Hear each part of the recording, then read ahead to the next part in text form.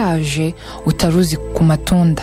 Ubushakashatsi bwerekanye ko imbuto z'amatunda zifasha umusemburo wa insulin gukora neza akazi kawo ko kuringaniza isukari mu mubiri, bityo ikaba urubuto rwiza ku mikorere myiza y'umubiri wa muntu.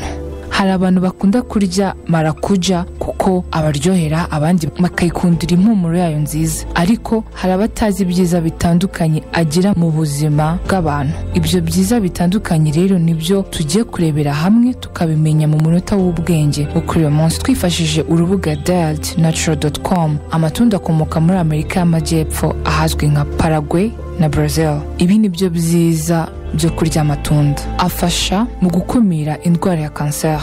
Nk'uko turukesha urubuga feminebio.com, ubushakashatsi butandukanye bwagaragaje ko marakuja akize cyane ku byitwa antioxidant, bityo kunywa umutobe w'amatunda atuma utunyangingo twa kanseri tudakomeza gukura. Amatunda agabanya umuvuduko w'amaraso. Amatunda akungahaye ku butare bwa potassium, bityo ikaba iringaniza sodium mu mubiri, bityo igabanya ibyago byo kugira umuvuduko w'amaraso ukabije, ikarinda ibyago byo kurwara umutima no guturika kw'imitsi yo mu bwonko. Afasha abantu bifuza kunanuka bitabangirije ubuzima bwabo kuko atagiramo ibintu bibyibushya. Ni urubuto rwiza umuntu ashobora kurya nyuma yo gufata ifunguro rye kuko nta binure rugira kandi ntirugorigogora.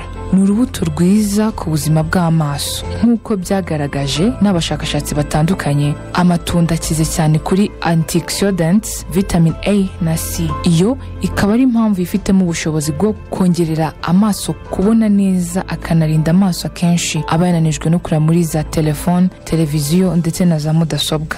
Arwanya kandi indwara ya asma. Ubushakashatsi bwakozwe n'abashakashatsi b'Abanyamerika bwagaragaje ko amatunda afasha inzira z'ubuhumekero kugira ubuzima bwiza, bityo akaba anafasha abantu barwaye indwara ya asma. Ku rubuga medicalnewstoday.com bavuga ko marakuja ari urubuto rugira isukari nkeya. Ibyo rero bikaba bisobanuye ko rudashobora kongera isukari mu maraso y'umuntu rufungura ndetse rukaba ari n'urubuto rwiza ku bantu barwaye diabete. Ikindi nanone yongera ubudahangarwa kuko akize cyane kuri vitamin C, bituma ari imbuto nziza zirinda umubiri kwangirika kuko iyo vitamin C ifasha umubiri kwinjiza ubutare bwa fer, bityo bikawurinda indwara zitandukanye.